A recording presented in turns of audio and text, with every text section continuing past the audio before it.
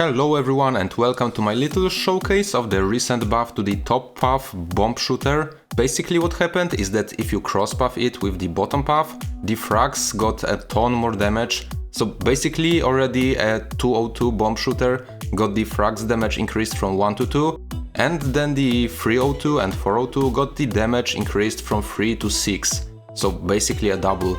This makes the early game so much better if the bomb shooter is your main damage dealer, and of course I wanted to try it out with some cool combos in the 2 tower chimps challenge / achievement. So first of all I'm doing really big bombs and flying fortress on logs.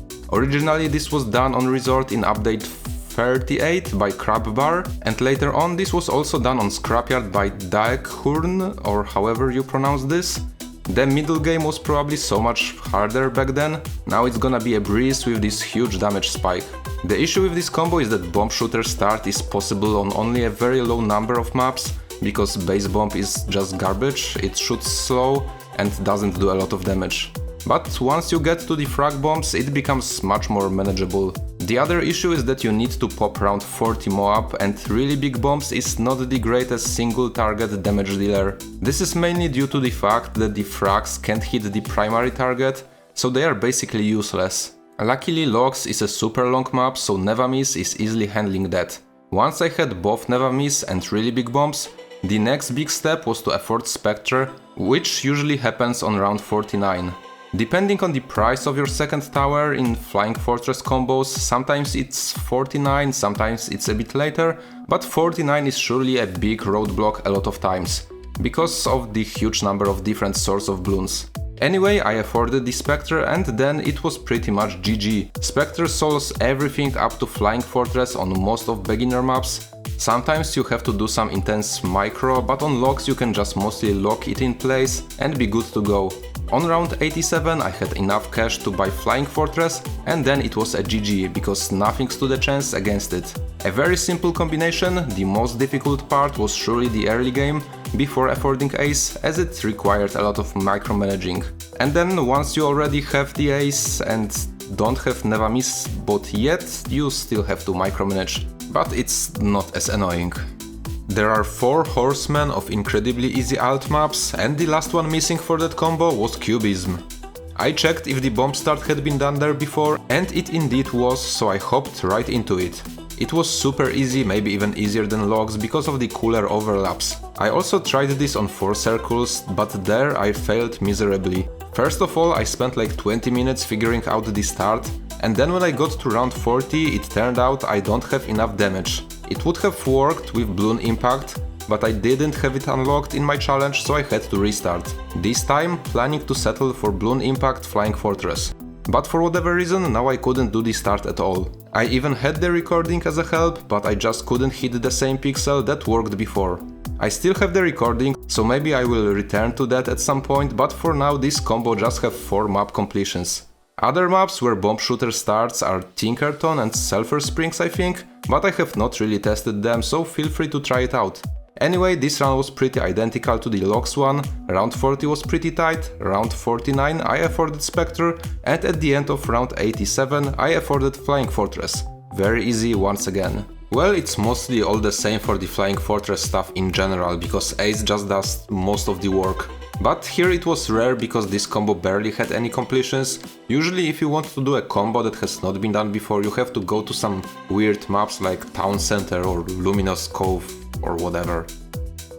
As I already have figured out a start on logs, I've decided to do one more combo there, and this is the one that I've already tried a couple of times before the bomb shooter buff, but always failed. I've decided to do another completion of Bloon Crush and Perma Spike 2TC. 2 towers that completely smash the late game, but with a difficult save up to the tier 5s. This combo has only been done on a resort in update 38.3 by Crowsmat, so it was about time to try to do that somewhere else. After I have done the alt on logs, this was also done on Cubism by Extreme, and these are the only 3 completions as of now. This is also surely possible on Scrapyard, but I tried it once, failed and gave up.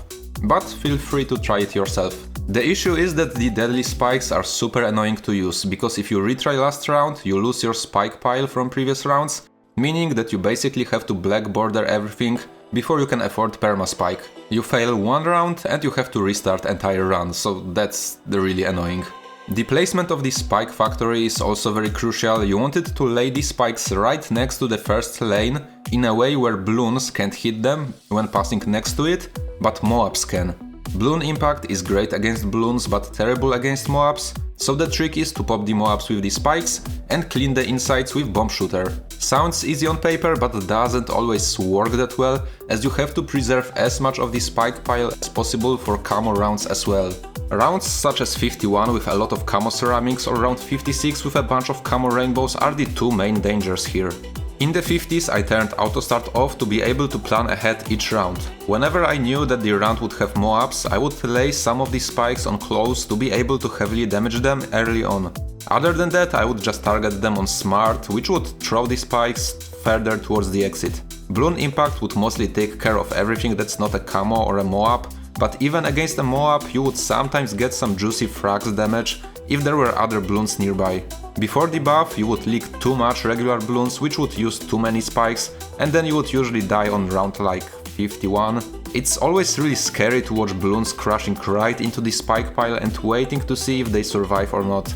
Round 56 was incredibly scary in that aspect, because that's when you afford perma spike, but it actually takes like 10 seconds before first spike is thrown after buying the update. To be honest, I think it would be safer to not buy the upgrade and just try to survive with normal production speed, but luckily in my case it still barely worked out. Anyway, now that I already have perma spike, there was nothing that could go wrong. Bloon Crash is a very expensive upgrade, but perma spike was easily able to solo everything during the save up. I was not even watching my game, just checking from time to time if I already have enough cash. On round 82 I finally afforded the second tier 5 tower of the run, and now I could really just go outside, eat a dinner and have no worries about anything at all. The synergy between these two towers is amazing. Bloon Crash stalls the round for a very long time, and perma spike produces a huge amount of spikes in the meantime. The only downside of this is that it really takes ages to finish the run. Well, these were the 3 runs which I did thanks to the really big bombs and Bloon impact buffs. Thanks for watching, and if you want to see more content like this, make sure to subscribe, as I have a bunch of recordings that I can still show you. Have a nice day, goodbye!